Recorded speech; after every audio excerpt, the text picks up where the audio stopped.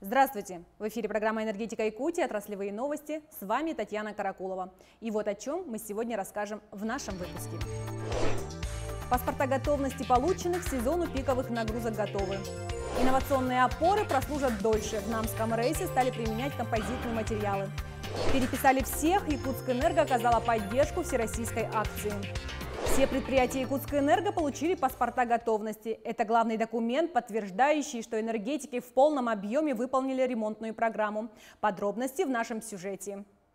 Нагрузка на агрегаты якутской ГРЭС-2 постепенно растет вслед за понижением температуры на улице.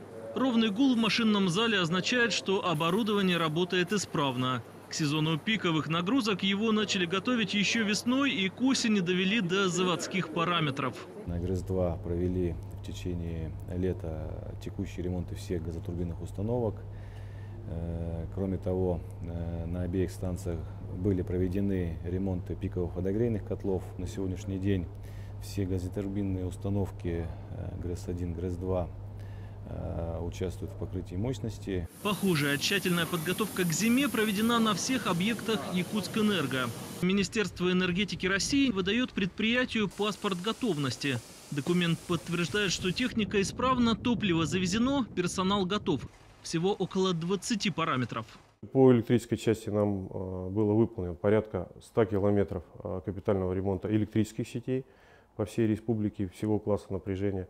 Отремонтирована 21 подстанция, проведены все капитальные текущие ремонты. Также проведена аттестация электросетевого хозяйства. Плюс у нас в этом году была большая работа по замене приборов учета электрической и тепловой энергии. Работа выполнена в полном объеме, несмотря на форс-мажоры. Лесные пожары создали много проблем. Параллельно с текущими ремонтами пришлось восстанавливать сгоревшие линии и подключать резервные источники энергии.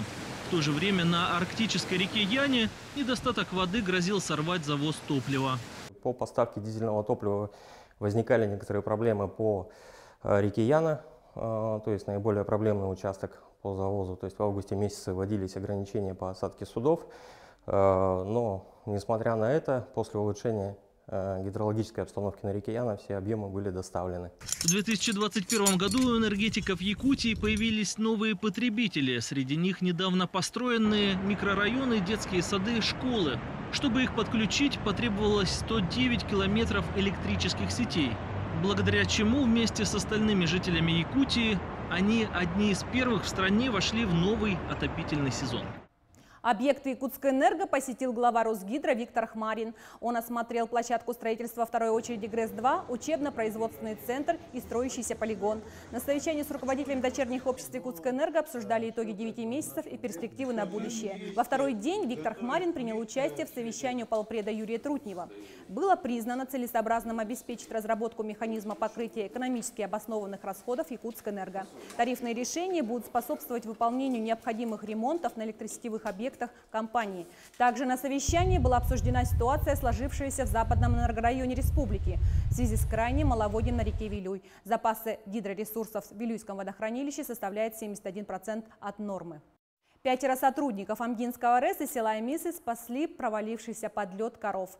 Это произошло в конце рабочего дня на участке возле озера. С помощью машины и троса их удалось вытащить на берег. Всего 4 коровы. Как оказалось позже, это племенные животные редкой якутской породы. Таким образом, благодаря энергетикам было сохранено поголовье фермерского хозяйства. Убедившись в безопасности использования автотехники, завезли бурильно-крановую машину, установили в рабочее положение и на любетке, которая поднимает опоры, привязали монтерский канат и вытащили по одному всех коров. На днях я встретил того фермера, и он сказал, что все спасенные нами коровы здоровы и находятся в хорошем состоянии.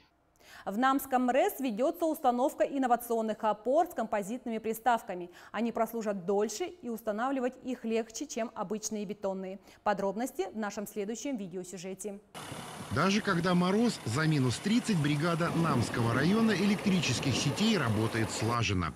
Сегодня ей предстоит освоить установку новых свай для электрических опор.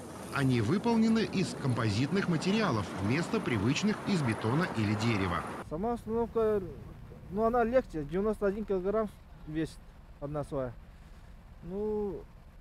Скользкая. Сейчас пробные идут. Если опыт будет, то, наверное, ускоримся. На установку первой опоры с новой сваи ушло немного, чуть больше часа. И это вместе с бурением скважины и сборкой конструкции. Но сейчас не скорость главное. Энергетикам важны физические и химические качества. Новый композитный материал, он, получается, отличается долговечностью.